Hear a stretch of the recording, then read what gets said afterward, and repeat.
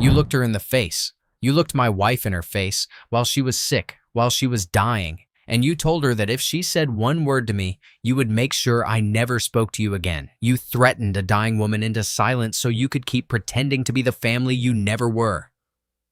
I was standing in my mother's kitchen with a Bluetooth speaker on the counter between us, and the voice coming out of it was my dead wife's, Nina's voice.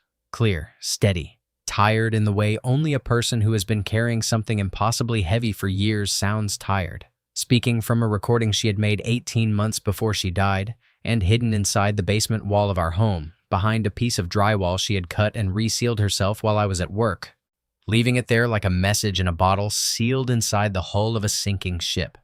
My mother, Beverly, was standing on the other side of the counter with her hand over her mouth and her eyes wide, and her entire body doing that thing where a person looks like they're standing still but is actually vibrating at a frequency you can only see if you know what guilt looks like when it has nowhere left to hide. Nina's voice kept playing, and Beverly kept standing there, and I kept watching her face disintegrate. But to understand why I was in my mother's kitchen playing a dead woman's confession to the people who made her hide it, I need to take you back to where this started. Because this isn't just the story of a recording. It's the story of what I did with it. One person at a time. One truth at a time. Until there was nobody left to lie. Nina died 9 months ago. Lupus. She was diagnosed at 31 and fought it for 6 years. The disease attacked her kidneys, her joints, her lungs. She spent the last 2 years of her life managing a condition that the doctors said was aggressive but survivable if she avoided stress, took her medications, kept her appointments, and maintained what they kept calling a supportive environment. A supportive environment. That phrase haunts me now, because I thought we had one. I thought our home was safe. I thought the people around us, my family, who saw Nina every holiday, every birthday, every Sunday dinner, were part of that support system. I thought they loved her. Maybe not the way I did, but enough. Enough to be kind. Enough to be decent. Enough to not make a sick woman's life harder than it already was. Though I was wrong about every part of that. I found the recording 3 weeks ago. I was finishing the basement renovation that Nina and I had started before she got too sick to help. She had been the planner. She'd drawn sketches on graph paper of where the shelves would go, where the TV would mount, where the little reading corner would be with the lamp she'd picked out at a flea market. After she died, I couldn't look at the basement for months. It sat half-finished, the way everything in my life sat half-finished after she was gone. But eventually, because Nina would have hated an unfinished project more than almost anything, I went back down there and started working. I was replacing a section of drywall near the utility closet when I noticed something wrong. The seam wasn't original. It had been cut and patched neatly, with joint compound smoothed over it, but the texture didn't quite match the surrounding wall. I'm not a contractor, but I've done enough DIY work to know when drywall has been opened and resealed. I pried it carefully. Behind the panel, taped to a stud, was a small waterproof pouch. Inside the pouch was a USB drive and a folded note in Nina's handwriting. The note said, "James, play this after I'm gone. Please, listen to all of it before you do anything. I love you. I'm sorry I couldn't say this out loud. Nina." I went upstairs. I sat on the couch. I plugged the drive into my laptop. There was one audio file, 2 hours and 17 minutes long, recorded, based on the file metadata, 18 months before Nina died. I pressed play. Nina's voice filled the living room. The voice I hadn't heard in 9 months except in dreams and in the videos on my phone that I watched too often and not often enough. She sounded like herself. Calm, precise. The way she always sounded when she was organizing something important, which is what she was doing. She was organizing the truth. "James, I'm recording this because there are things your family has done to me that I've never told you. Not because I didn't trust you. Because I was afraid of what would happen if you knew. I was afraid you'd confront them and they'd turn it into a war, and the stress of that war would make my condition worse, and I'd lose the time I have left fighting a battle I didn't have the energy for. So, I stayed quiet. I carried it. And now, I'm putting it here, in a wall, because if I die before I can tell you, I need you to know. Not so you can be angry, so you can understand why I was so tired all the time, and it wasn't just the lupus.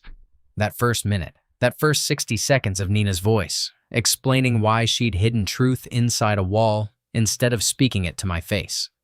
That was the moment my life split into before and after. Before, I was a man grieving his wife. After, I was a man who didn't know what his wife had been surviving. The recording lasted 2 hours and 17 minutes.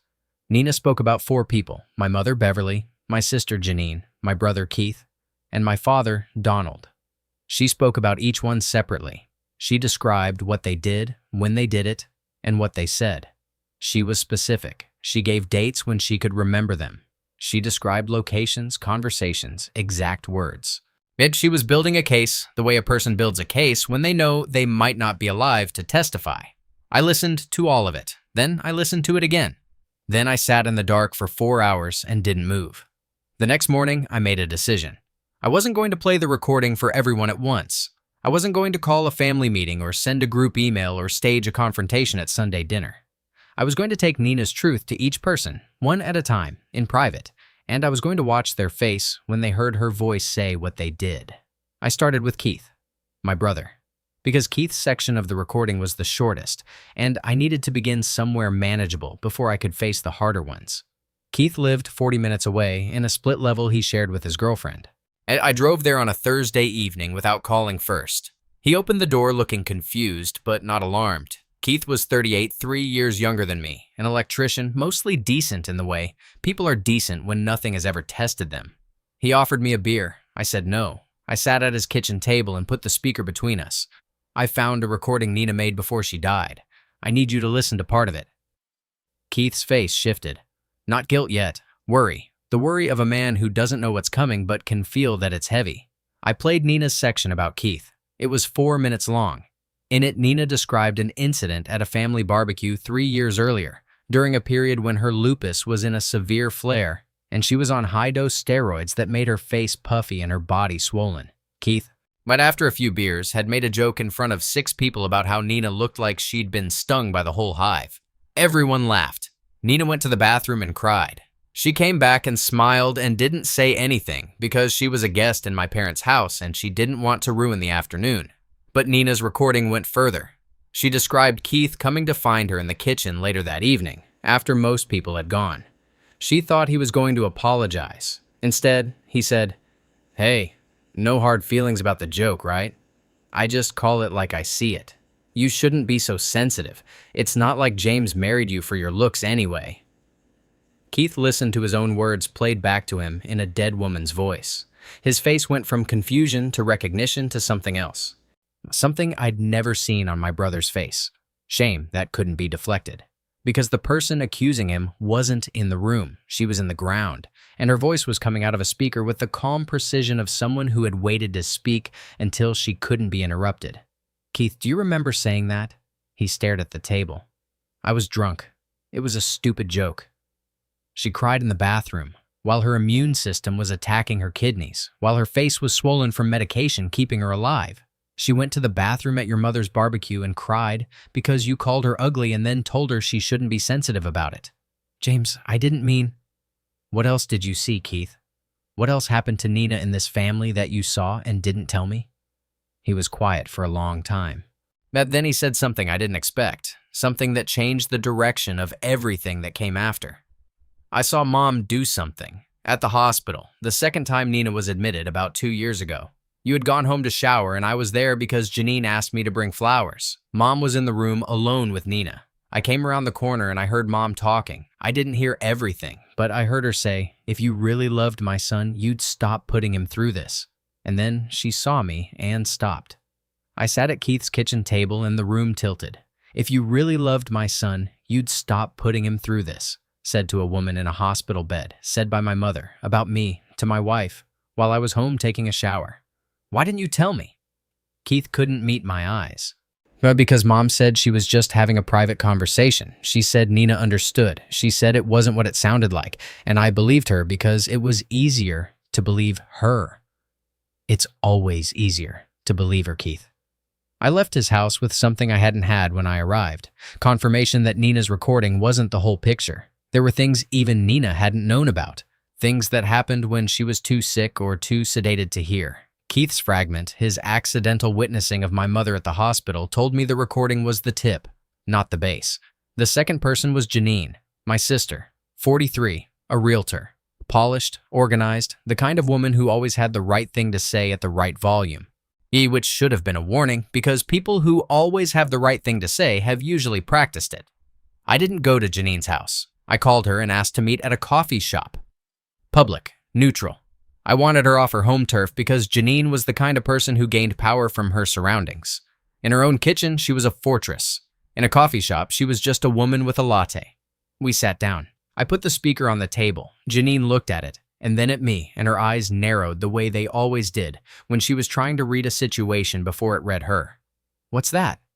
Nina left a recording, hidden in the basement. I found it 3 days ago. Janine's hand went to her coffee cup. She lifted it, held it near her mouth, didn't drink. A stalling gesture, buying time. She talked about you, Janine.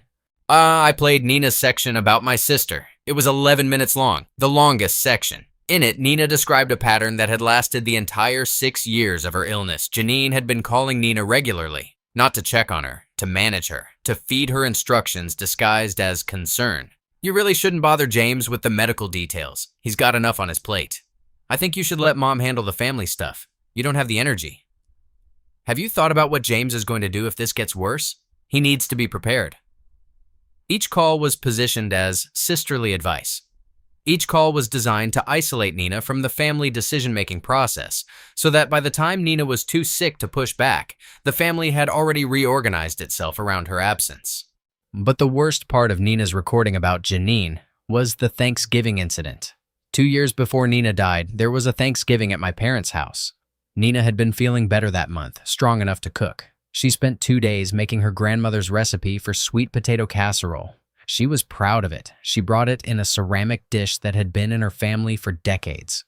When we arrived, the table was already set. Every dish had a place, except Nina's. Janine, who had organized the table layout, told Nina that there wasn't room and suggested she put the casserole on the counter in the kitchen where people could serve themselves. Nina put it on the counter. Nobody served themselves. The casserole sat there untouched for the entire meal.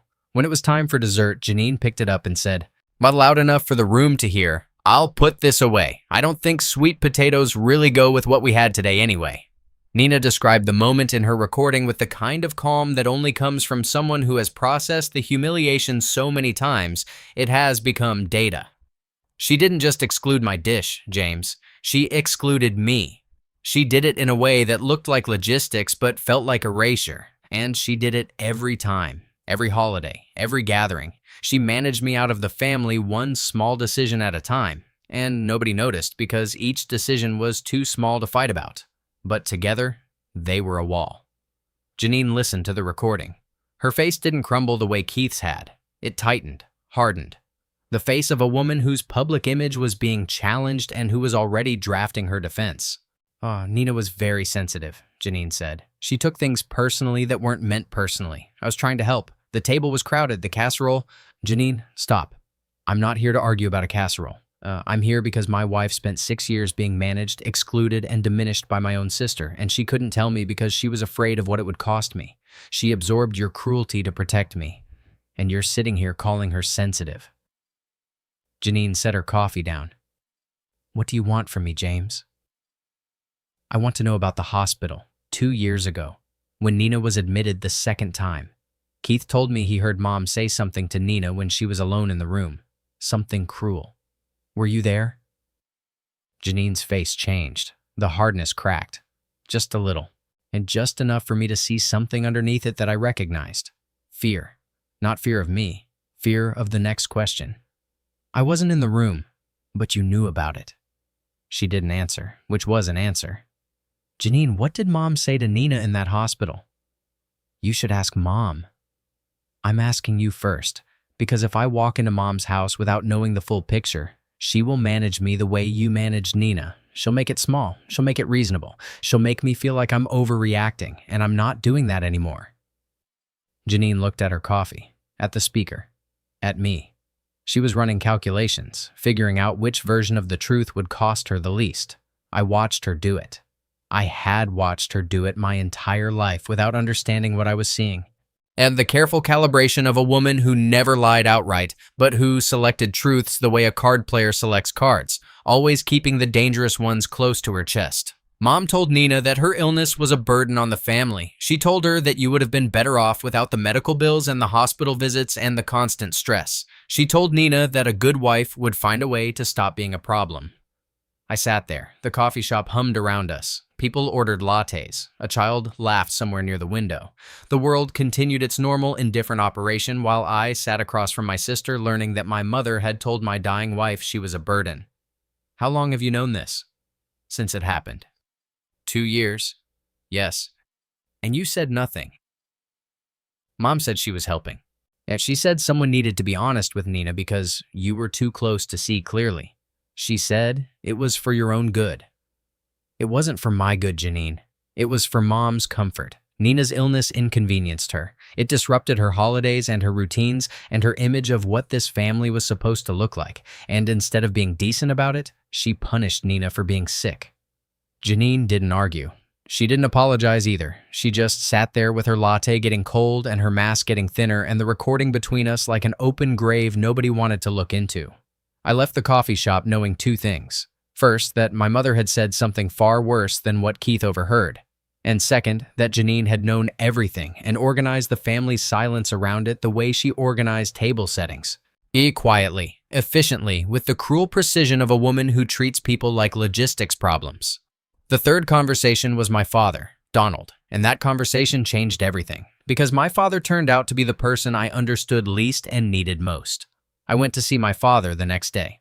A Friday morning. Dad lived alone since the divorce 6 years ago. He and Mom had split when I was 35, after decades of what everyone politely called growing apart, which was the family's way of saying that Dad had quietly stopped participating in the performance Beverly required, and she had decided that a man who wouldn't perform wasn't worth keeping. Dad lived in a 2-bedroom apartment near the river, clean, spare. The walls had his fishing photos and one framed picture of me and Nina on our wedding day. Just one.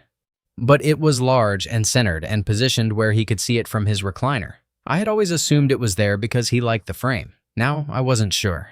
Dad opened the door and looked at me the way he always looked at me. Steady, quiet. Dad was a man of very few words, which my mother had spent their entire marriage interpreting as weakness. But there's a difference between a man who has nothing to say and a man who has decided that speaking is not worth the cost. Dad was the second kind. James, come in. I sat on his couch. I put the speaker on the coffee table. I told him about the recording. I told him I'd found it in the basement wall. I told him I'd already spoken to Keith and Janine. Dad listened without interrupting.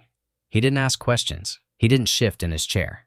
Yet he just listened with his hands folded in his lap and his eyes on me, not on the speaker, because Dad had always been a man who watched people's faces while others watched their hands. I need to play you something, Dad. I played the section about Donald. It was the shortest, 3 minutes. In it, Nina described one moment, just one. It was from 4 years ago. Nina had driven to Dad's apartment to bring him soup because he'd had a bad cold and nobody else in the family had checked on him. She sat with him for an hour. Before she left, Dad had said something to her that she'd never forgotten. Nina, I want you to know that I see what's happening. I see how Beverly treats you. I see how Janine runs things. I see that you're caring more than anyone in this family gives you credit for. And I'm sorry I don't do more. I'm not a brave man. I never have been, but I want you to know that someone in this family sees you. Nina's voice in the recording cracked when she repeated his words, not from pain, from gratitude. Your father was the only person in your family who ever acknowledged what was happening to me. He never fixed it. He never confronted anyone, but he saw it. And sometimes, James, when you're the person being erased, being seen is the only thing that keeps you from believing you deserve it. The recording ended. The room was quiet. Dad hadn't moved. His hands were still folded. His eyes were still on me. She remembered that, he said, not a question. She hid a recording in a wall, and that was the part where her voice broke. Yeah, Dad. She remembered it. Dad looked at the speaker for a long time. Then he said, very quietly, I should have done more. Why didn't you? Because your mother is a furnace, James. She burns through anyone who stands in front of her. I watched her do it to Nina. I watched her do it to every person who didn't fit the picture she wanted. And I didn't have enough left in me to fight her. Not after 30 years. I was used up. I told Nina the truth because it was all I had left to give. And it wasn't enough. I know that. It was enough for Nina. It wasn't enough to protect her. No, it wasn't. We sat there, father and son, in a quiet apartment near the river where a man who had been called weak his entire life had given my dying wife the one thing nobody else in the family offered: acknowledgement, not action, not protection, but the simple, devastating honesty of, "I see what's happening to you." "Dad, I'm going to see Mom." He looked at me. I know. Is there anything I should know before I go?" Dad was quiet for a while. I could see him making a decision. The same kind of decision Nina had made when she hid the recording. The decision to speak the thing that cost something. "Your mother visited Nina 4 times during her last hospital stay. You were there for 2 of them. The other 2, you were at work. Both times, your mother asked Nina to sign something." My chest went cold. "Sign what?" "I don't know exactly. Nina called me after the second visit. She was upset. She said your mother had brought paperwork and asked her to sign a document that would give Beverly access to your joint accounts in case of medical emergency. Nina refused. She said she told Beverly that you were perfectly capable of managing your own finances and that she wasn't going to sign anything while she was in a hospital bed on pain medication. Beverly didn't take it well." "Nina never told me about this." "No, because 2 days later, Beverly came back and told Nina that if she said anything to you about the paperwork, she would tell you that Nina had been hiding the severity of her condition, that Nina had been refusing treatment recommendations, that Nina was sicker than she was letting on because she didn't want you to worry. Beverly said she would frame it as Nina being dishonest with you about her health, and that you would believe it because you always believed your mother." I sat on my father's couch, and the room dissolved. My mother had gone to my wife's hospital room with financial paperwork and a threat. She had tried to extract a signature from a woman on pain medication, and when that woman refused, she had threatened to poison my trust in my own wife. She had weaponized my marriage to silence Nina. She had told Nina, in essence, "Sign this or I will make your husband doubt you." And Nina, sick and exhausted and running out of time and options, had done what she always did. She absorbed it. She carried it. She hid it inside a wall because the wall was the only place in her life that Beverly couldn't reach. "Dad, why are you telling me this now?" "Because you asked, because Nina can't tell you herself, and because I should have told you 2 years ago and I was too afraid of your mother to do it." I stood up. I hugged my father. He held on longer than he usually did. When I pulled back, his eyes were wet, but he didn't look away. "Go," he said, "and don't let her make it small." I drove to my mother's house. The house I grew up in. The house where Nina had been excluded from table settings and insulted in kitchens and told her illness was a burden. The house where every holiday was a performance, and every performance was directed by Beverly, and every person who didn't hit their mark was edited out of the scene. Beverly opened the door. She was wearing an apron. She was baking. The house smelled like cinnamon and warmth and all the things that a home is supposed to smell like when the person inside it is supposed to be safe. The cruelest thing about my mother was that her house always felt loving from the outside. The cruelty was all interior. Hidden behind good food and clean counters and the kind of domestic perfection that people mistake for kindness. "James, what a nice surprise. I just put muffins in. Do you want—" "Sit down, Mom." She stopped mid-sentence. She read my face. She knew. Not what exactly, but she knew something was coming that she couldn't manage with muffins. We sat at the kitchen table, the same table where Nina had been excluded from conversations, the same table where Janine had organized silences, the same table where, somewhere in a past I was only now understanding, my mother had probably rehearsed the lines she delivered to my wife in hospital rooms and at barbecues and in every quiet moment where she could hurt Nina without witnesses. I put the speaker on the table. I played the full recording, not just Beverly's section, all of it. 2 hours and 17 minutes. I sat across from my mother and I played every word my dead wife had hidden in a wall because she was too afraid of this woman to speak them out loud. Beverly listened. Her face went through phases. The first 10 minutes she was still, controlled, the Beverly performance. By minute 30, her jaw was tight. By minute 45, her hands were gripping the edge of the table. By the time Nina described the Thanksgiving casserole, Beverly's eyes were closed. By the time Nina's voice cracked, talking about Dad being the only one who saw her, Beverly's chin was trembling. And when the recording reached the hospital visits, the paperwork, the threat, my mother's eyes opened, and she looked at me with an expression I had never seen before. Not guilt exactly, recognition. But the recognition of a woman who has been managing the narrative so long that hearing it played back in someone else's voice, a dead woman's voice, a voice that can't be argued with or managed or redirected, breaks the management system entirely. The recording ended. The kitchen was silent except for the oven timer, which went off exactly as Nina's voice stopped, and the sound of that timer in that silence was so absurdly, perfectly timed that it almost felt like Nina had planned it. I didn't speak first. I waited. I let the silence do what Nina's silence had been doing for 6 years, filling the room with the weight of what had been hidden. Beverly spoke first. Her voice was different, smaller, stripped. The public voice was gone. The hostess was gone. The director was gone. What was left was a woman who had just listened to the complete testimony of the person she had spent 6 years diminishing, and was now sitting in a kitchen that smelled like cinnamon while her son looked at her with an expression she had never been on the receiving end of before. "She should have told you," Beverly said. I almost laughed, not because it was funny, because it was so perfectly, irredeemably Beverly, even now, even sitting across from the recording, even after hearing every word. Her first response was to put the responsibility back on the dead woman. She should have told you, not "I shouldn't have done it," not "I'm sorry, she should have told you." As if the failure was Nina's for hiding the truth, and not Beverly's for creating the conditions that made hiding necessary. "She couldn't tell me, Mom." "Because you told her that if she did, you'd make me doubt her. You went to her hospital room with paperwork, and when she refused to sign it, you threatened her. You held my trust over her head like a weapon. You made her believe that the only way to keep me was to carry your cruelty in silence." Beverly pressed her palms on the table. "I was trying to protect this family. You were trying to protect yourself. Nina's illness made your life less comfortable. It disrupted your holidays. It changed the schedule. It meant your son spent time in hospitals instead of at your dinner table. And instead of being decent about it, you punished her. You told her she was a burden. You tried to get financial access while she was on pain medication. And when she refused, you made sure she was too afraid to speak. James, I'm your mother. And she was my wife. She was dying. And instead of helping her, you made her death harder. You made the years she had left smaller and lonelier and more frightening. And the worst part is that it worked.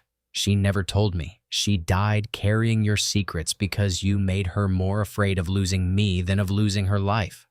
Beverly looked at the table. Her hands were flat, pressed down. The same gesture Nina made in the recordings when she described the hardest parts. Flat hands, pressing down, trying to hold something together that was already past holding. "I didn't mean for it to go that far," Beverly said. "But it did. And you didn't stop it. And nobody in this family stopped you because you made sure the people who knew were either afraid of you or complicit." I stood up. I picked up the speaker. I looked at the kitchen one last time.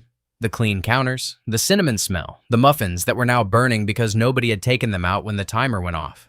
The kitchen where my mother had built her image as the family's heart while systematically destroying the woman her son loved most. "I'm not coming back, Mom." "James? I'm not coming to Sunday dinners. I'm not coming to holidays. I'm not calling on your birthday. I'm not pretending that this family works the way you've always pretended it works. Nina spent 6 years in this system and it killed her faster than the lupus did. I'm not going to sit at this table and help you pretend it didn't happen." I walked to the front door. Beverly didn't follow me. I heard her sit back down. I heard the chair creak.